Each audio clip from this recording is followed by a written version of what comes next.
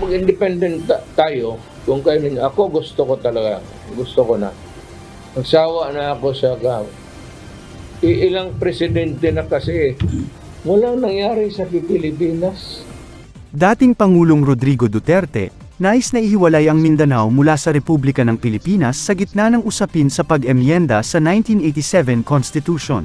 Ayon sa dating leader, mas mabuti maging independent na lang ang Mindanao dahil nagsasawa na umano siya sa tila kawalan ng pagbabago sa bansa, kahit ilang pangulo na ang nanungkulan.